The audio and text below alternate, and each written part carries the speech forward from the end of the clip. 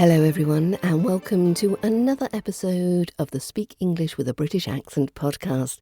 I hope your week has been going well, and I hope your weekend is even more exciting. So without further ado, let's crack on. Section 1. The AIN ending, and how to say it in your RP British accent. In this section, let's dive into the different ways to pronounce words ending in AIN using your received pronunciation British accent. Pronunciation can be tricky, but with practice, you'll master it in no time. Now, there are 3 common ways to say the AIN ending in RP. Firstly, we can say the ending in the way that we hear it pronounced in the words like plain, plane, train, brain, explain, maintain.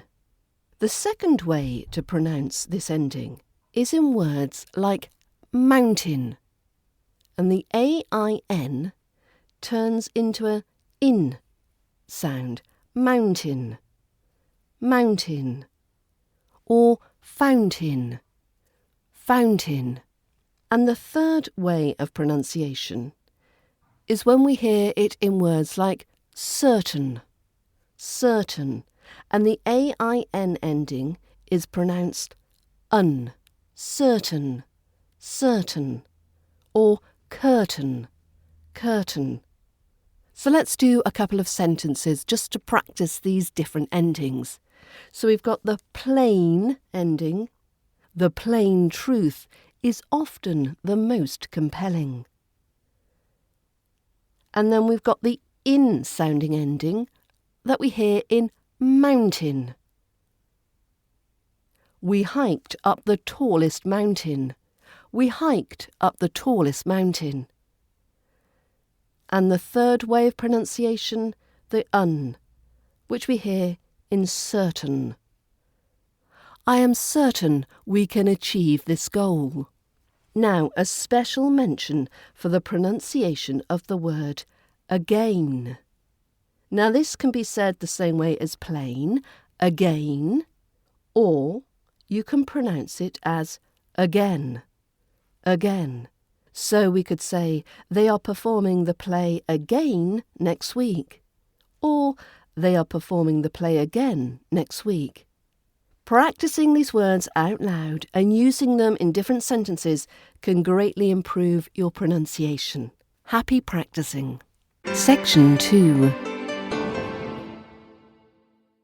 Why just speak with native speakers isn't always the best advice for improving your English and accent skills.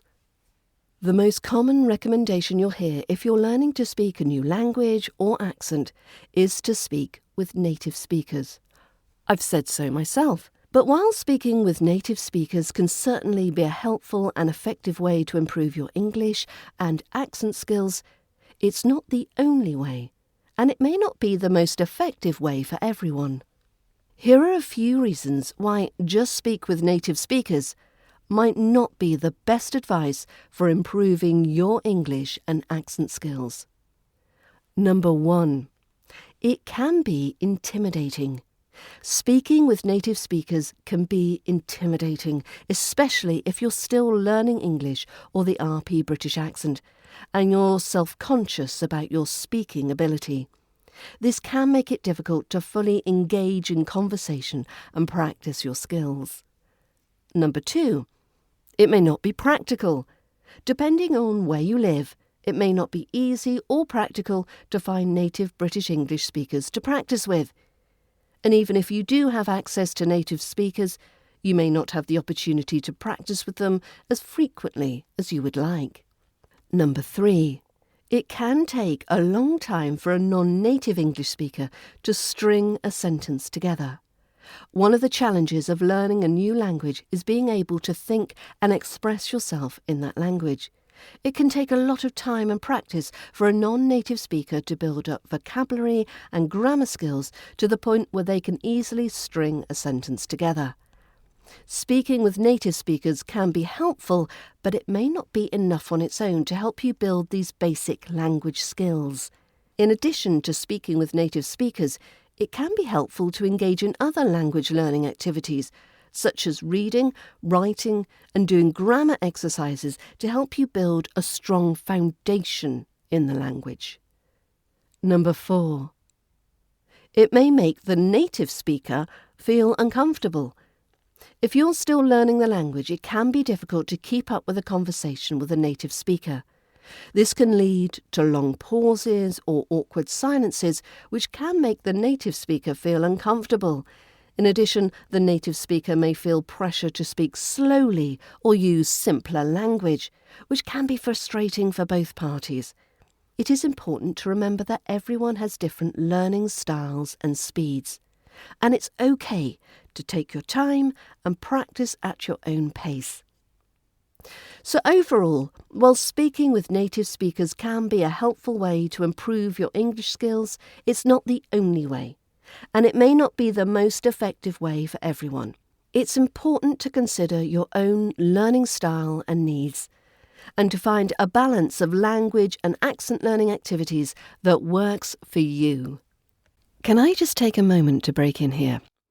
You can get access to quizzes and members-only posts when you become a member of the British Accent Bundle at learningbritishaccent.com. And of course, you also get access to both the British Accent training courses. That's the RP British Accent Pronunciation course and the Ultimate RP British Accent Learning Resource. You can get all of this for under £7 per month. So if you select the yearly membership option at only £79, you can get immediate access to all these resources.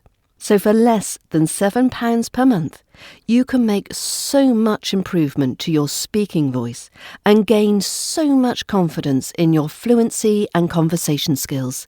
So why not gift yourself this opportunity? Section 3. Get it right with the Brits, mastering Mr., Mrs., Miss and Ms. In British English, the titles Mr., Mrs., Miss and Ms. are used to address someone formally or politely. I'll give a quick breakdown of each title and when to use them. So, Mr. This is usually used to address a man, and it's typically used for adult men, regardless of whether they're married or not. Mrs. Now this is used to address a married woman. It's typically used for adult women who are married or have been married in the past. Miss. This is used to address an unmarried woman, and it can be used for adult women who are unmarried, but usually young girls who are not yet adults. Ms. Now this is used to address a woman regardless of her marital status. It's a more modern and gender-neutral alternative to Miss or Mrs. Now it's important to note that these titles are not always necessary in informal or more casual settings. In general, it's best to use a person's first name unless you are in a formal or professional setting or if you are unsure of the person's preference. So I hope this gives some guidance to the clarification of how we use these titles in British English. But of course, culture, tastes, all change, so this could be a rapidly changing situation. Section 4. How to win buyers and influence sales with the help of your British accent. Now, as a voiceover artist, my voice is used to sell products and services every day. Now, you may not be a professional voiceover, but are you aware of how many everyday situations you find yourself in where you're using your vocal confidence and delivery to sell yourself and influence others? No? Well, here are a few examples of ways in which you might be selling yourself in various situations, even if you don't consider yourself a professional salesperson. What about a job interview? In a job interview, you're essentially selling yourself to a potential employer. You're highlighting your skills and qualifications and trying to convince the interviewer that you're the best candidate for the job. What about networking events? When you attend networking events, you're often meeting new people who could potentially be valuable contacts. You're trying to make a good impression and build relationships that could lead to future opportunities. How about dating? When you're dating, you're trying to present yourself in the best light possible and make a connection with someone else. You're trying to show that you are a desirable and interesting person to be around. And what about social media? With the rise of social media, many people are now using platforms like Instagram, YouTube and Twitter, or X, to build their personal brand. You might be sharing information about your interests and accomplishments in order to attract potential customers, employers or collaborators, all through the medium of audio. And what about public speaking? When you give a public speech or a presentation, you're trying to convey your ideas and persuade your audience to see things from your point of view. So as you can see in all these examples, you're always trying to build a good image of yourself, your skills and your values. And in a way, you're selling yourself to others to gain something in return, whether it's a job, a relationship, a customer or an audience. Now don't let your speaking voice let you down. Having a clear, confident voice is crucial to your personal and professional success. If you're losing out because of poor pronunciation, I can help. The British Accent Bundle is everything you could need to develop a clear, strong speaking voice. And if you feel I've missed something out of the courses, let me know and I'll include it. So have a lovely, lovely day. Section 5. The best British accent ever. Do you have a favourite British voice? It's subjective to say who has the best British accent, as accents are a matter of personal preference and can vary widely within the United Kingdom. Some people may prefer a more traditional RP accent, while others may prefer the regional accents from the different parts of the UK. The best British accent I had the pleasure of listening to didn't belong to a famous actor or actress, though she did work in TV production. She had one of those voices that stops you in your tracks. Her accent was drop-dead gorgeous. It was a classic RP British accent, quite similar to Joanna Lumley, very smooth, rich and soft. The first time I heard her speak, she answered the phone in the office.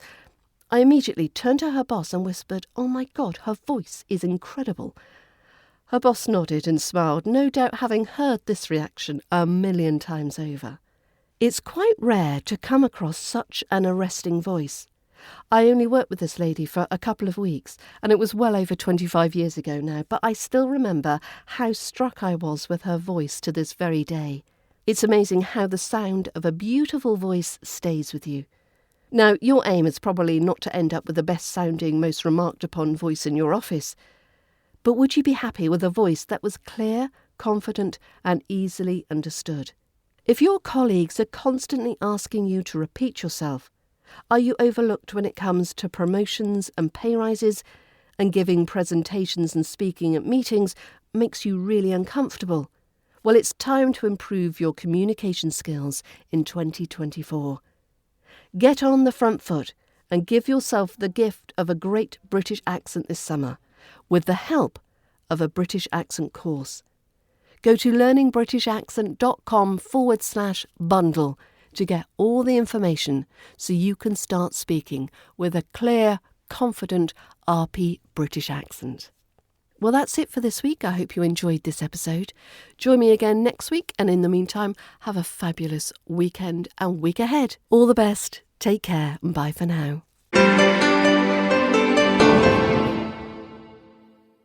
It's time to gather loved ones together for all the holidays' best spread.